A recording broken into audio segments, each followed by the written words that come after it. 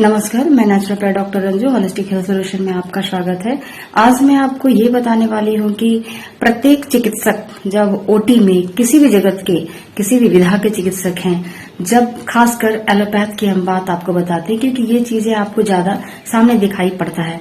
जब चिकित्सक ओटी में जाते हैं तो वो भगवान से प्रे करते हैं कि भगवान सब चीज ठीक करना। ऐसा क्यों, ये आप समझिए।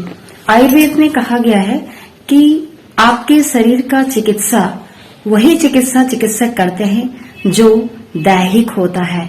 तो ये कितने प्रकार के रोग होते हैं वो डिवाइड है, और किस किस तरीके से रोग आते हैं ये भी डिवाइड है। तो इसे जानने के लिए आपको हमेशा कहाँ जाना पड़ता है?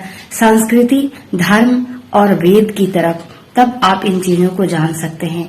अब कोई भी अगर आपको रोग हो गया और ठीक नहीं हो रहा है तो इसका मतलब है कि आप दूसरे किसी विधा से रोग ग्रसित हुए हैं जो आपको पता नहीं। इसे जानने के लिए आपको दैनिक दिनचर्या और हमारे भारत की जो वैदिक संस्कृति है उसमें जीना पड़ेगा, तो पता चल जाएगा।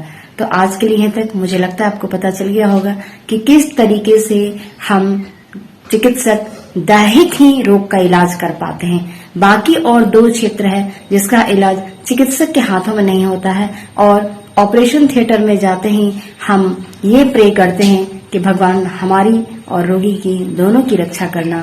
हम आपके भरोसे सब काम कर रहे हैं। इसका मतलब ये इंडिकेशन है कि कहीं न कहीं ये जितनी भी चीजें का कंट्रोल और संचार हो रहा है उसके ऊपर कोई न कोई सुप्रीम एनर्जी है, और उस एनर्जी के अंतर्गत हम लोग एक रोल अदा कर रहे हैं, ना कि हम एक विशेषज्ञ के रूप में सभी चीजों का नियंत्रण कर रहे हैं। तो आज के मेरी बातों से आपको पता चल गया होगा कि रोग का चिकित्सा और चिकित्सक कितना इलाज करते हैं, ये किस तरीके से होता है।